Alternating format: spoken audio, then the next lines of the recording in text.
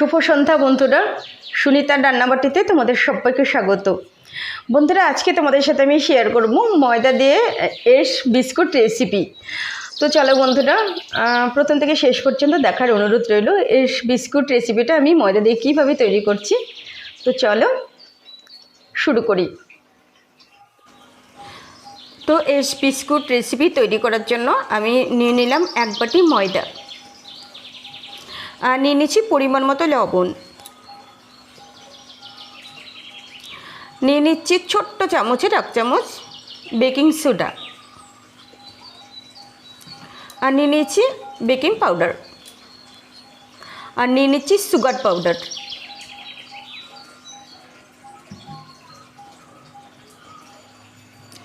ভালো করে সব কিছু উপকরণ মিক্সড করে নিচ্ছি।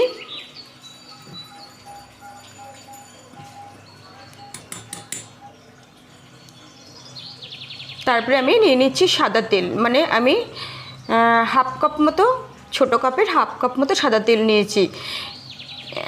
সাধারণত বিস্কুট রেসিপি করতে গেলে পুরোটাই ঘি, বাটার কিংবা তেল দিয়ে মাখাতে হয়। আমি এখানে পুরোটা তেল দিয়ে মাখাবো না, তবে তেলের পরিমাণে একটু বেশি দিয়েছি। ময়াম করা হয়ে গেলে অল্প একটু জল দিয়ে আমি ময়দাটা মাখিয়ে নেব।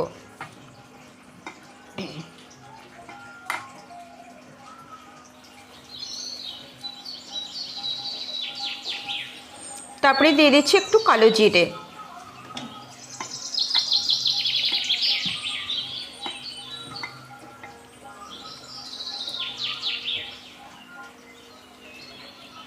ময়াম করা হয়ে গেছে। এবার মাখিয়ে নিচ্ছি। দেখো, এইটুকু জল দেবো, আর আরও একটু সামান্য জল দেব। যেহেতু তেলের পরিমাণটা আমি বেশি দিয়েছি, সেহেতু জলের পরিমাণ আর যতটুকু লাগে ততটুকু দেব।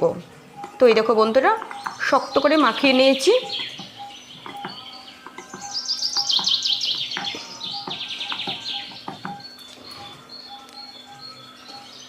এখন এটা আমি 15 থেকে 20 মিনিট মতো ঢাকা দিয়ে রেখে দিলাম। ফিরে এলাম 20 মিনিট পরে।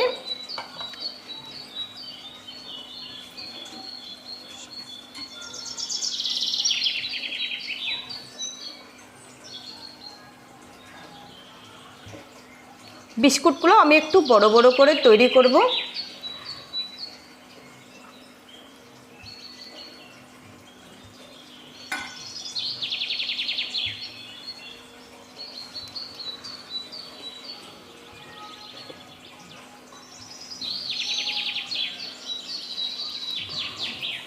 তো এই যে একটু ময়দা পাতলা করে গুলে নিয়েছি, এটা আঠার কাজ করবে। আমি যখন এই বিস্কুটটা তৈরি করব তখন সেটা যেন খুলে না যায়, তার জন্য ময়দাটা পাতলা করে গুলে আঠার মতো করে নিয়েছি। এই দেখো, এইরকম লম্বা করে আমি তৈরি করে নিয়েছি। তারপরে যে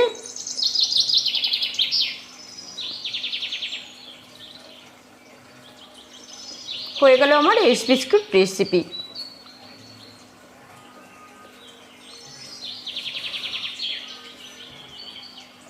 তো বন্ধুরা, আরও দু একটা তোমাদের দেখিয়ে দিচ্ছি। এটার কোনো মাপ নেই, তোমরা নিজেদের মতোই ইচ্ছে করলে করতে পারো। তো এরকম লম্বা করে আগে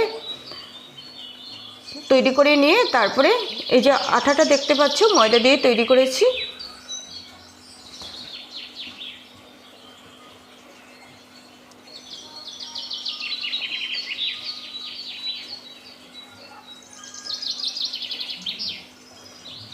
একবার এই দিকে আমি মুড়িয়ে নিচ্ছি, তারপরে আবার উল্টো দিকে একবার মুড়িয়ে নিচ্ছি। তারপরে যে দুটো সাইড এগুলো তেলের মধ্যে দিলে যাতে খুলে না যায়, তার জন্য একটু আঠা দিয়ে দুটো সাইডে একটু করে লাগিয়ে দিলেই ব্যাস। তেলে দিলে আর এটা কোনোভাবেই খুলে যাবে না।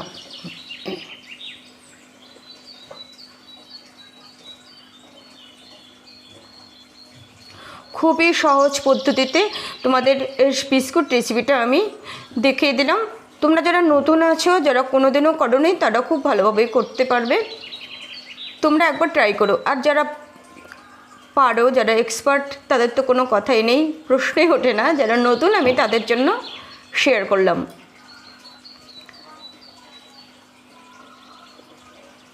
আর বন্ধুরা, তোমরা যখন কোনো বিস্কুট বা কটকটি বা নিমকি তোমরা যখন রেসিপিগুলো করবে, মাখানোটাই হচ্ছে মেন। যেরকম সেরকম করে তৈরি করলে তেলে ভাজলেই সেটা খাস্তা হয় বা ভাজা হয়ে যায়, কিন্তু মাখানোটাই হচ্ছে মেন।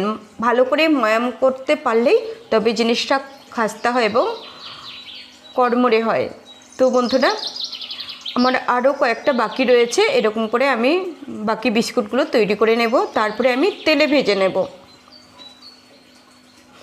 তো তোমরা চাইলে তেলে না ভেজেও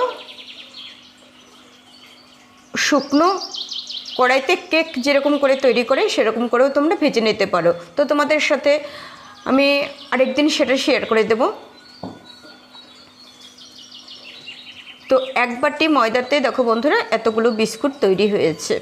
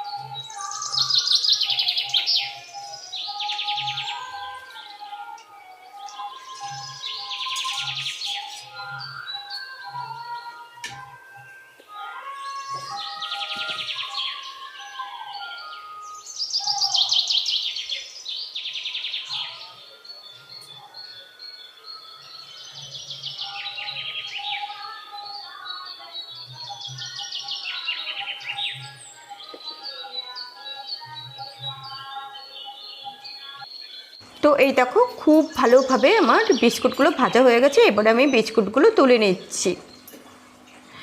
আর বন্ধুরা, তোমাদের বলে রাখি, যখন এই বিস্কুটগুলো যতক্ষণ পর্যন্ত গরম থাকবে ততক্ষণ পর্যন্ত কিন্তু শক্ত হবে না, খাস্তা হবে না, একটা নরম ভাব থেকে যাবে। কিন্তু যখন ভালোভাবে ঠান্ডা হয়ে যাবে তখন এটা একদম শক্ত এবং খাস্তা হয়ে যাবে।